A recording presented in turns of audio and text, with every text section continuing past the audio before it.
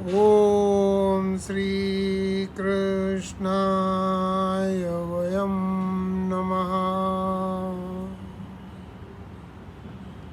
श्रीमद् भगवद गीता हम अभी तृतीय अध्याय कर रहे हैं और 33वां श्लोक हम कर चुके हैं और आज हम 34वें श्लोक से आगे चलेंगे।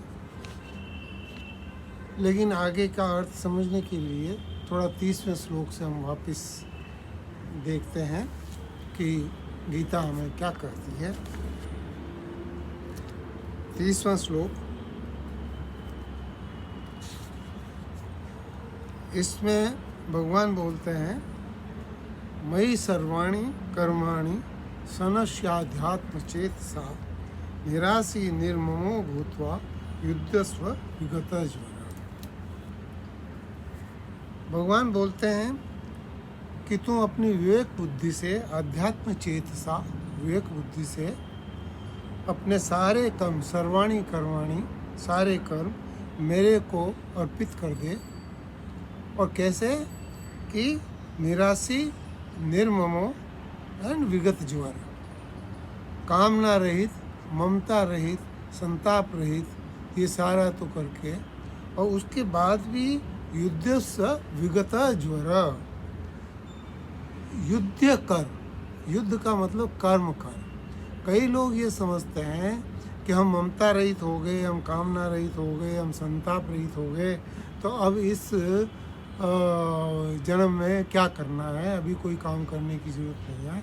जहाँ जैसे पहले बोला था कि महापुरुष को कोई काम करने की ज़रूरत नहीं है, लेकिन भगवान ने यहाँ पर बोला कि अगर तुम कामना रहित हो गया है, ममता रहित हो गया है, संताप रहित हो गया है और आध्यात्म चेतसा से अपनी विवेक बुद्धि से तू काम कर रहा है, तो भी मेरे को काम क्या कर रहा है, मेरे सारे अपने कर्म भगवान को अर्पण कर रहा है, तो भी तू युद्ध कर।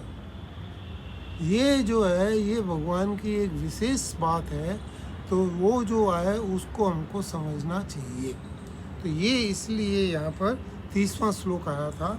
और 31वें श्लोक के अंदर भगवान ने बोला था कि ये जो मेरा कहना है, इसमें कोई अगर दोष दृष्टि से रहित है और इसको अक्षरक्ष पालन करता है, तो बोलते हैं कि वो कर्म बंधन से मुक्त हो जाएगा।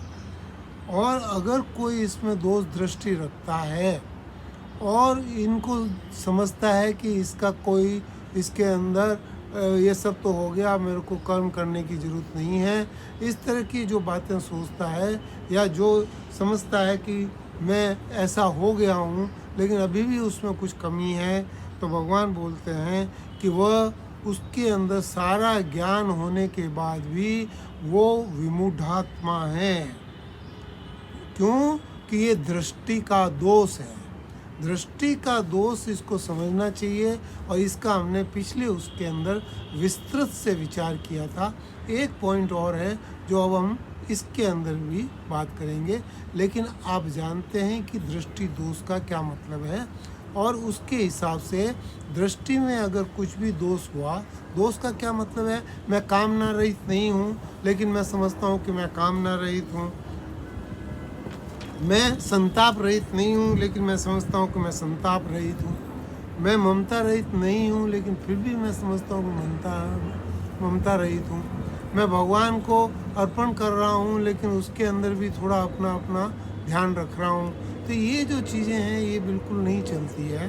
और इसके अंदर यहाँ पर बहुत बारीकी से बताया है कि ये जो चीज़ है, ये दोष दृष्टि, ये दृष्टि कहाँ से होती है, अंतःकरण से। तो दृष्टि जो है वो अंतःकरण की हमारी निर्मल होनी चाहिए। तो उसके लिए भगवान ने बताया है कि जो इस चीज़ का ध्यान रखता है वो बंधन से मुक्त हो जाता है, और जो इस चीज़ का ध्यान नहीं रखता है वो फिर विमूढ़ात्मा है और उसका नष्ट होना निश्चित है। वो ऊर्ध्व गति में नहीं जाता है, वो अधोगति में जाता है। इसके बाद में भगवान ने एक फॉर्मूला बताया कि देखिए, माया है, एक 33वें श्लोक में, ये जो माया है, ये माया सब जीवों को, सब प्राणियों को, समस्त प्राणी, सब प्राणियों को ये माया उनके ऊपर आच्छादित है। तो माया के कारण सब प्राणी जो हैं वो अपने प्रकृति के अनुसार चेष्टा करता है, और इसके अंदर अगर महापुरुष भी है तो उसको भी, वो भी अपनी प्रकृति के अनुसार ही चेष्टा करता है। तो ये जो प्रकृति है, ये प्रकृति क्या है, ये पुरुष से भिन्न है। ये स्वभाव जो हमारा होता है उसमें और प्रकृति में फर्क है। ये चीज़ हमको यहाँ समझनी है, आगे के श्लोक में हम समझेंगे। तो ये चीज़ जो प्रकृति और स्वभाव, स्वभाव आत्मा का, स्व मतलब आत्मा, स्वभाव, जो आत्मा का भाव है या जो ईश्वर से हमारा कनेक्शन है वो स्वभाव कहलाता है। और जो प्रकृति से हमने लिया हुआ है ये तो हमने उधार लिया हुआ है, तो ये हमारे ऊपर आरोपित है, ये अध्यास है, ये जो चीज़ है ये हमारी नहीं है, हमारे ऊपर ये आगंतुक दोष है। तो ये जो चीज़ है ये भगवान यहाँ बता रहे हैं। तो ये जो चीज़ है इसको ठीक ठीक से समझना पड़ेगा। अब हम 34वां श्लोक देखते हैं कि वो हमें क्या कह रहा है। इंद्रियस्येन्द्रियस्यार्थे राग द्वेषो व्यवस्थितो तयोर्न वशमागच्छेतो हस्य परिपन्थिनो। इंद्रिय, फिर वापस इंद्रिय, अर्थे। दो बार इंद्रियों का नाम आया है, एक बार तो इंद्रिय और एक बार इंद्रिय से अर्थ, इंद्रियों का अर्थ। तो ये जो चीज़ें इसको हमको ठीक ठीक से समझना पड़ेगा। हमारी कितनी इंद्रियां हैं? 5 हमारी कर्मेंद्रियां हैं और 5 हमारी ज्ञानेंद्रियां हैं, और एक मन है वो भी इंद्रिय में आता है। तो हमारे टोटल 11 इंद्रियां हैं जो किसी चीज़ को रिसीव करती है और किसी चीज़ के ऊपर अपना निर्णय देती है, कर्म करती है। तो ज्ञानेंद्रियां और कर्मेंद्रियां और एक मन, ये 11 हमारी इंद्रियां हैं। भगवान ये बोलते हैं यहाँ पर राग द्वेषो व्यवस्थितो। ये जो इंद्रियां हैं ये कर्म में लिप्त होती हैं, और कर्म में लिप्त होने के कारण इनमें राग द्वेष की अपने आप इसके अंदर व्यवस्था होती है।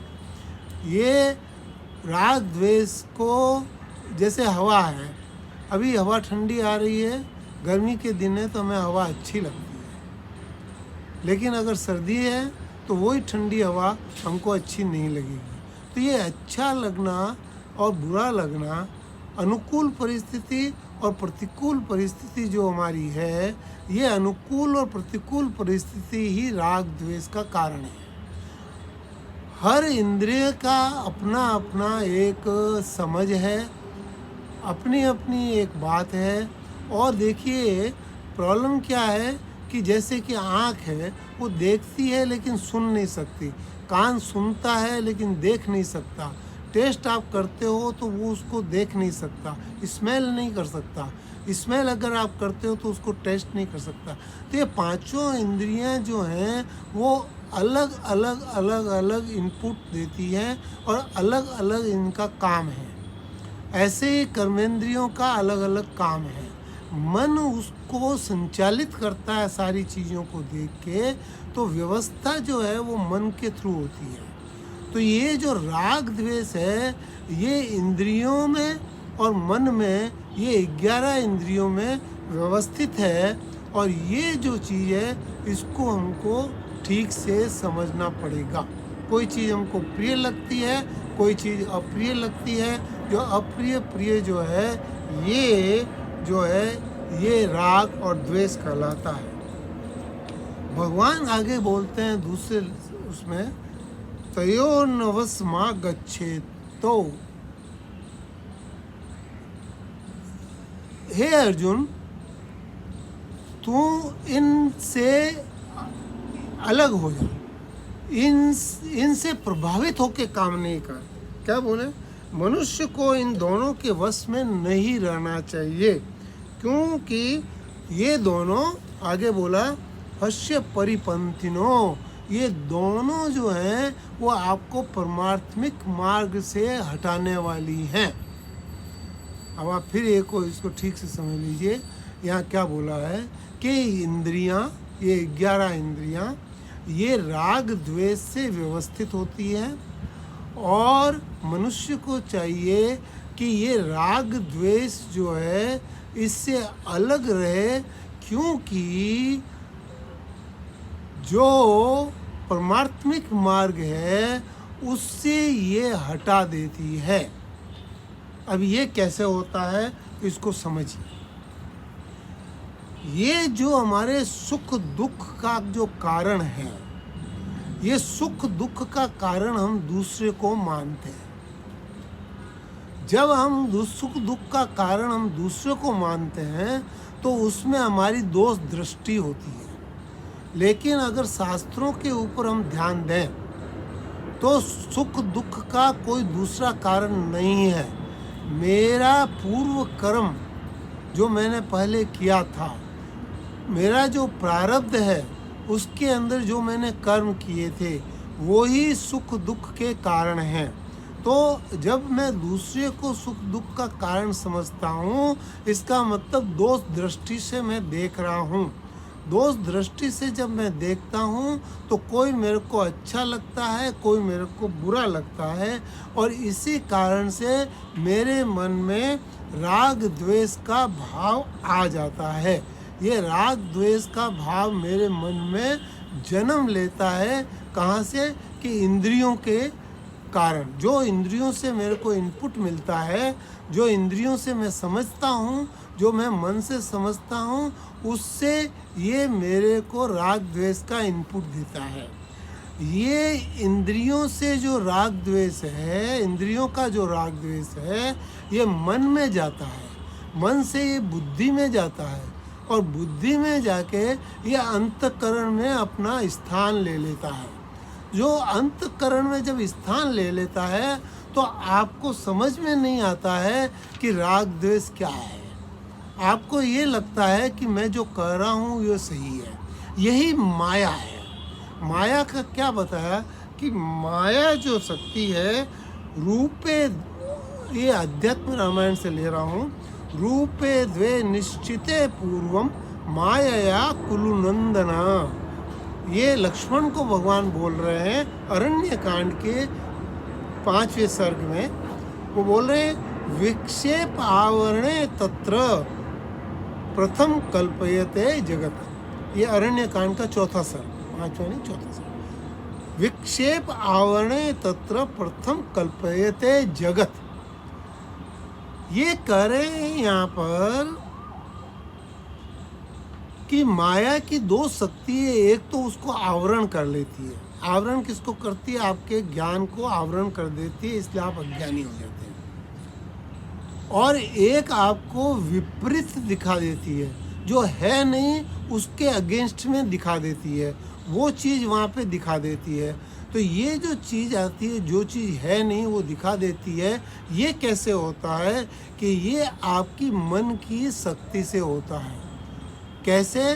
कि जैसे कि बताते हैं कि एक रस्सी को मैंने अंधेरे में पकड़ लिया, तो मेरे को वो सांप नज़र आया, मेरे को देखा कि मैंने सांप को पकड़ लिया। अब मैं उस सांप को भी नहीं छोड़ता हूँ, रस्सी को मैं पकड़े हुए हूँ, और मेरे को सांप का डर हो रहा है, पसीना पसीना आ रहा है। मैं अगर छोड़ दिया तो ये मेरे को काट जाएगा। मैंने अभी इसको पकड़ रखा है, अरे कोई मेरे को बचाओ, अरे मेरे को कोई कुछ करो। ये जो चीज़ है, अब यहाँ पे जैसे ही लाइट जलाई तो वो दिखा कि ये रस्सी है। वो सांप का जो भय था, जो जिससे पसीना आया था, जिससे मैंने इतनी चिल्लाहट की थी, वो सारा का सारा एक क्षण में क्षण भंगुर हो गया। वो न तो था, न है, न कभी रहा। तो उसमें क्या हुआ कि मेरे मन से मैंने उसको सोचा कि ये सांप है। तो ये मन के अंदर मेरे पहले कहीं कोई संस्कार में रहा, तो मेरे संस्कारों के कारण मेरे को ऐसी चीज़ पता पड़ती है। तो इसको कहते हैं कि विक्षेप शक्ति। तो ये माया में एक विक्षेप शक्ति होती है। तो माया में विक्षेप शक्ति होने के कारण कोई अच्छा आदमी भी हमको बुरा लग सकता है, कोई बुरा आदमी भी हमको अच्छा लग सकता है, कोई अच्छी परिस्थिति भी हमको अच्छी बुरी लग सकती है, कोई बुरी परिस्थिति भी हमको अच्छी लग सकती है। लेकिन ये जो है मेरे मन की सोच वो नहीं है। उसमें आगे भगवान एक जगह बताते हैं, लक्ष्मण को फिर बताते हैं कि चिदाभास, चित्त का आभास मात्र है।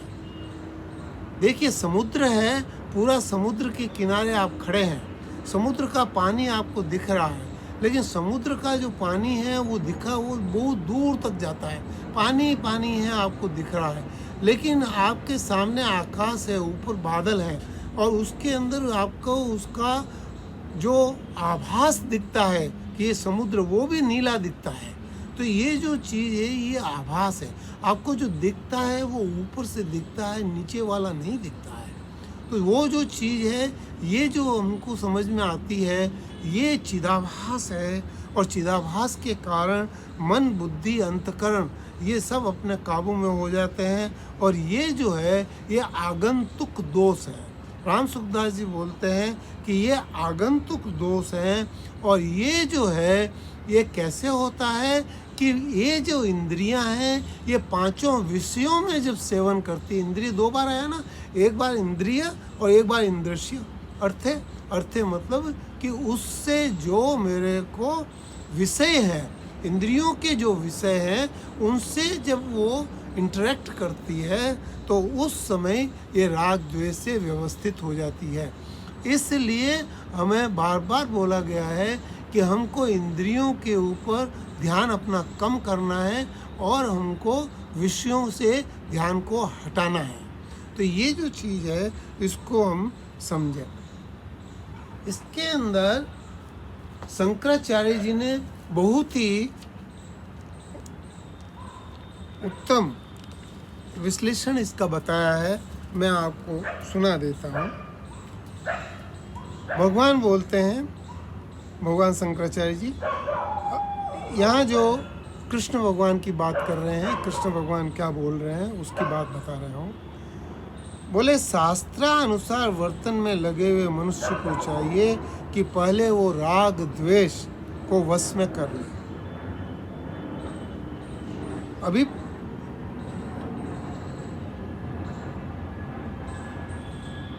अभिप्राय यह है कि मनुष्य की जो प्रकृति है, प्रकृति मतलब स्वभाव, मनुष्य का जो प्रकृति है वह राग द्वेष पूर्वक है और अपने कार्यों में मनुष्य को नियुक्त कर देती है।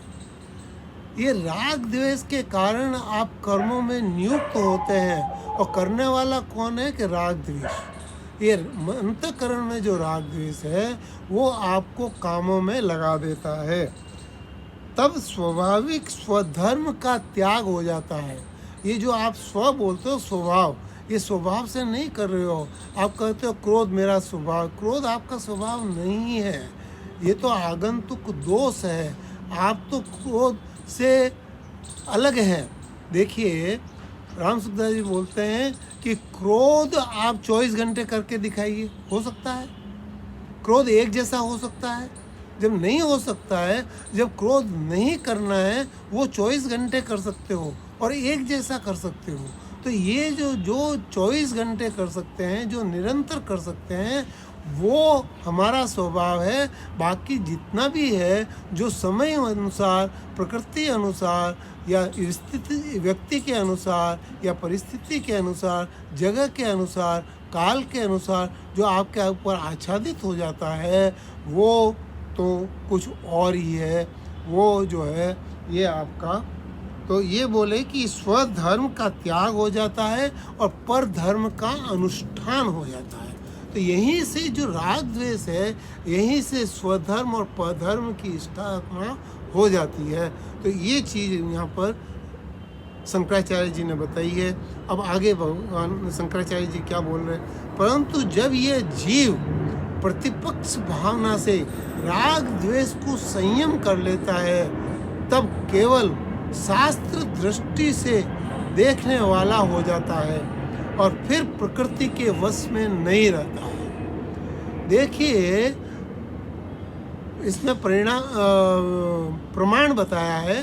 प्रमाण में हम जो देखते हैं, हम जो सोचते हैं, इनमें त्रुटि हो सकती है, लेकिन जो शास्त्र के अंदर जो लिखा है इसमें त्रुटि नहीं है, क्योंकि ये उन लोगों ने लिखा है जो अपने मन से निर्मल हो गए हैं। तो उन लोगों का जो लिखा हुआ है और भगवान का दिया हुआ है, तो वो जो चीज़ है, इसलिए शास्त्रों में जो कहा गया है उसको हमको पालन करना चाहिए, ये यहाँ पे बोला। इसलिए कहते हैं कि मनुष्य को राग द्वेष के वश में नहीं रहना चाहिए, क्योंकि वे राग द्वेष ही जीव के परिपंथी हैं। परिपंथी उनको जीव को अपने रास्ते से हटा देते हैं और चोर की भांति कल्याण मार्ग में विघ्न डालते हैं। कल्याण मार्ग में ये विघ्न डालते हैं कौन? कि राग और द्वेष। तो राग द्वेष के हिसाब से हमको कर्म नहीं करने चाहिए, हमको शास्त्रानुसार कर्म करना चाहिए। तो इसलिए हमको शास्त्रों को समझना चाहिए, हमको गुरु से समझना चाहिए, जो भी है इसको हमको ठीक ठीक से समझना चाहिए। शंकराचार्य जी ये भी लिख रहे हैं कि राग द्वेष युक्त मनुष्य तो शास्त्र का अर्थ भी उल्टा समझता है। शास्त्रों में जो लिखी हुई बात है उस बात को भी उल्टा समझ लेता है और पर धर्म ही धर्म होने के नाते अनुष्ठान करने योग्य हो जाता है। दूसरे को देख के, पर धर्म दूसरे को देख के उसको वो होता है। तो ये परधर्म जो है ये इसलिए होता है क्योंकि शास्त्रों में, गुरु में हमारा विश्वास नहीं है। अरे भैया, अगर तुम्हारी बुद्धि ही सब कुछ होती और तुम बुद्धि से जो समझ के काम करते हो, तो ये जितने शास्त्र लिखे हुए हैं, ये अगर पूरा जीवन भी हमारा निकल जाएगा तो हम शास्त्र नहीं पढ़ पाएंगे। इसलिए हमको गुरु और शास्त्र का बिल्कुल आदर करना है। गुरु को भगवान से भी ऊंचा दर्जा दिया गया है और बोला है कि भाई देखो, मैं वो बोलते ना, मैं काके लागू पाऊँ, बलिहारी गुरु आपकी गोविंद दियो बताए। तो ये तो गुरु के कहने से जो आप काम करोगे उसी के अंदर आपका उद्धार है, ये आपको समझना चाहिए। और कई जगह पे ये आता है, जब कोई मुनि वगैरह भी, ये भी कई केसेस आते हैं, जब वो कोई किसी को श्राप दे देते हैं, वो उन्हीं के पाँव में पड़ के उनको बोलते हैं कि मेरे को इससे उद्धार होने का बताओ। अहिल्या को श्राप दे दिया कि तू पत्थर की हो जा। उसने जब पूछा तो बोला जब राम आएंगे तो तुमको, तो रास्ता भी वो ही दिखाते हैं ये गुरु। और उस समय उन्होंने बोला कि जब राम आएंगे तो मैं भी यहाँ आ जाऊँगा, और उसके अंदर वो गौतम ऋषि उस समय वहाँ पर पधारे। तो ये जो चीज़ है, ये गुरु और शास्त्रों को पालन करना, ये हमारा बहुत बड़ा धर्म है जिसको हमको देखना चाहिए। तो इसको हमें देख के, क्योंकि अपन दूसरे अध्याय के अंदर भी हमने देखा था, मात्रा स्पर्शास्तु कौन्तेय शीतोष्ण सुख दुखदा तांतितिक स्व भारत। तो हमको ये सुख दुख, ये सर्दी गर्मी, इसको सहन करने की हमारे में ताकत होनी चाहिए। तो ये जो चीज़ है ये हमको समझनी है। 35वां श्लोक बहुत सुंदर श्लोक है, अर्थ बिल्कुल साफ साफ है। श्रेयान् स्वधर्मो विगुणा परधर्मासनुष्ठितात् स्वधर्मे निधनं श्रेयः परधर्माभयावः।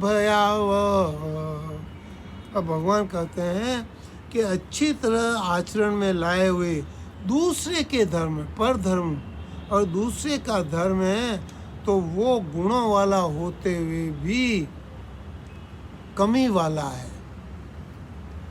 वो परधर्म में गुण भी हो तो वो कमी वाला है, और अपने धर्म में अगर कमी है तो भी वो कल्याणकारक है।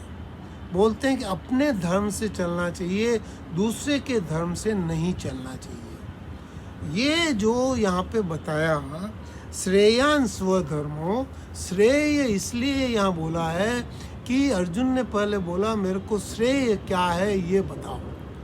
तो भगवान ने बोला कि श्रेय वही है जो तेरा अपना धर्म है उसके हिसाब से चल। क्योंकि अर्जुन ने बोला कि मैं इनको मारने की जगह मैं भिक्षा का अन्न खाना ठीक समझता हूँ। भगवान बोलते हैं तू क्षत्रिय है, तू राजकुमार है और तेरे को युद्ध करना तेरा धर्म है, ये इनको मारना तेरा धर्म है और भिक्षुक नहीं है तू, इसलिए तेरे को भिक्षा मांगने का तेरा धर्म नहीं है। तू पर धर्म को लेके और तेरा कल्याण नहीं होगा। तेरा कल्याण, उसने बोला मेरा श्रेय मतलब मेरा कल्याण का रास्ता क्या है। तो भगवान ने बोला कि मेरा तेरा कल्याण का रास्ता क्या है कि स्वधर्मो।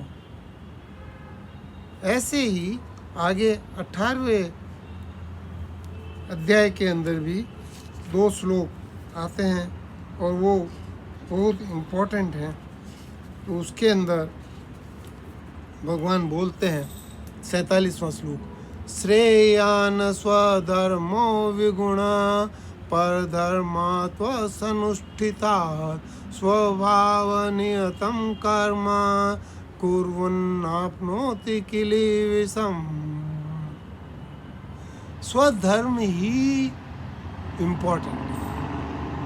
भगवान बोलते हैं कि दूसरे का धर्म पालन करने से तेरे को दोष लगेगा। अब ये कैसे है इसको समझिए। धर्म क्या होता है? धर्म वर्ण और आश्रम के अनुसार होता है। वर्ण और आश्रम के अनुसार निष्काम भाव से आप कर्म करते रहिए, ये स्वधर्म है। और राम सुखदास जी बोलते हैं कि ये जो धर्म है जिसको आप धर्म बोलते हो, इसमें कुधर्म भी है, अधर्म भी है और पधर्म भी है। इसको समझना बहुत बहुत बहुत बहुत मुश्किल है, क्योंकि इसके अंदर इसका कोई एंड नहीं है। इसका विस्तार इतना ज़्यादा है कि इसका कोई एंड नहीं है। कब कुधर्म आ जाए, कब अधर्म आ जाए, कब परधर्म आ जाए, ये हमको पता नहीं पड़ता है। इसलिए बार बार हमको विचारवान रहना चाहिए। इसलिए ये क्या कहते हैं, प्रत्येक धर्म में कुधर्म, अधर्म और परधर्म ये तीनों रहते हैं। दूसरे का अनिष्ट भाव, किसी दूसरे प्राणी का, प्राणी कौन? मनुष्य भी हो सकता है, जंतु जानवर भी होता है, पक्षी भी हो सकता है, मछली भी हो सकती है, ये पेड़ पौधे भी हो सकते हैं। इनका अहित आप जब सोचते हो तो वो परधर्म हो जाता है, वो कुधर्म हो जाता है। जैसे कि कई लोग बलि को धर्म मानते हैं, किसी की बलि चढ़ा देना, किसी को मार देना और उसकी बलि चढ़ा देना, तो वो धर्म है। तो ये धर्म के अंदर ही एक कुधर्म है। तो यज्ञ में पशु बलि देना धर्म में अधर्म है, जो अपने लिए निषिद्ध है। हम नहीं, हमारे यहाँ तो बोला गया है कि धर्म क्या है? वही धर्म है जो दूसरे का रक्षा करता है। जो मेरे लिए किया हुआ काम कभी धर्म हो ही नहीं सकता। ऐसा दूसरा वर्ण आश्रम का धर्म पधर्म कहलाता है। कुधर्म, अधर्म, परधर्म से कल्याण नहीं होता है। कल्याण उस धर्म से होता है जिसमें अपने स्वार्थ की न्यौछावरता होती है, अपने स्वार्थ का त्याग होता है। वो ही अपने अभिमान का जिसमें त्याग होता है, अपने स्वार्थ का जिसमें त्याग होता है और दूसरे का हित होता है। पर धर्मों, वो दूसरे का हित होता है, वही सबसे बड़ा धर्म है। आपको अध्यात्म रामायण के उत्तरकांड का एक किस्सा मैं बता रहा हूँ। ये तब की बात है जब राम राज्य था। हम सब बोलते हैं कि राम राज्य होना चाहिए, और राम राज्य था। सीता राम घूमते थे और देखते थे सब जगह क्या है क्या नहीं है। और उस समय की एक छोटी सी कहानी है, ये उत्तरकांड के 22वें श्लोक से लेके 25वें श्लोक तक इसको दिया है। इसमें ये बताया है कि वहाँ पर पहले जब राम राज्य था तो किसी की अचानक मृत्यु नहीं होती थी। एक ब्राह्मण था, उसकी बेटे की अचानक मृत्यु हो गई। तो वो जब मृत्यु हो गई तो राम के पास समाचार पहुंचा कि इसकी मृत्यु हो गई। तो उन्होंने देखा तो उनको पता पड़ा कि एक काम करने वाला आदमी जिसको राज्य सरकार ने रखा हुआ है, वो जंगल के अंदर उसका काम था, वो वहाँ पर अपना काम छोड़ के तपस्या करने बैठ गया था। उसका धर्म तपस्या का नहीं था, लेकिन वो वहाँ पर तपस्या करने बैठ गया। तो यहाँ पर राम ने, यहाँ बोलते हैं राम, ये बोले एक बार ब्राह्मण पुत्र बाल्य अवस्था में यह समय मरा देखकर उस समय ब्राह्मण को बहुत शोक करते हुए रघु श्रेष्ठ परमात्मा महामती राम ने वन में जाकर उस सेवक को मारा क्योंकि वो किसी को भी दंड दे सकते हैं। सरकार, राजा किसी को भी दंड दे सकता है। तो बोलते हैं उसको मारा और इधर ब्राह्मण को वापस जीवित किया। यहाँ पे क्या बता रहे हैं कि जैसे कि एक पुलिस वाला है, उसकी कहीं पर ड्यूटी लगी हुई है और ड्यूटी के अंदर वो रिलैक्स हो गया, वो कुछ और कर रहा है और अपनी ड्यूटी नहीं कर रहा है, तो ये जो ड्यूटी नहीं करना है ये बहुत बड़ा अपराध है। तो इसके अंदर कोई भी माफ़ी का इलाज नहीं है। अगर हम राम राज्य को अच्छा समझते हैं तो हमें ये भी समझना पड़ेगा कि हमारे कर्तव्य कर्म भी इम्पोर्टेंट है। यहाँ पर भगवान अर्जुन को बोल रहे हैं कि तेरे को कर्तव्य कर्म करना है, कि कैसे, कि दोष दृष्टि से बचकर, दोष दृष्टि मतलब राग द्वेष से बचकर तुमको कर्तव्य कर्म करना है। तो ये जो चीज़ है, ये 34वां और 35वां श्लोक बहुत ही इम्पोर्टेंट है और राम सुखदास जी ने अपने साधक संजीवनी में इसका बहुत विस्तृत वर्णन किया है।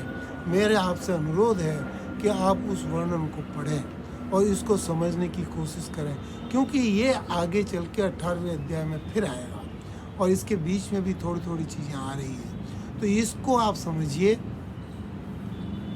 अगले प्रवचन के अंदर हम ये जो पांचों कारण हैं और पांचों चीज़ें हैं, इनको लेके एक बार हम इसको वापस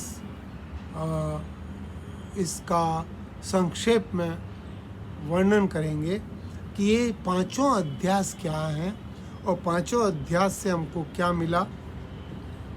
और इसके बाद में हम अर्जुन का प्रश्न लेंगे, और जो इसमें अर्जुन ने प्रश्न दिया है कि कोई भी मनुष्य पाप नहीं करना चाहता, पाप से हर कोई सजग है, छोटे से छोटा आदमी भी पाप नहीं करना चाहता है, लेकिन ये फिर भी ज़बरदस्ती ऐसा लगता है कि किसी को किसी ने पाप करने के लिए ज़बरदस्ती उसको फोर्स कर दिया है और वो ज़बरदस्ती उसका फोर्स कर देता है। एक छोटी सी ज़मीन के लिए, जायदाद के लिए बाप का गर्दन काट देता है, भाई की गर्दन काट देता है। ये जो फोर्स कर देता है, ये फोर्स करने वाला कौन है? ये पाप में आपको धकेलने वाला कौन है? तो ये जो है, ये अर्जुन का प्रश्न है। इसको हम और डिटेल में समझेंगे और इसको जानने की कोशिश करेंगे। राम हरि ओम।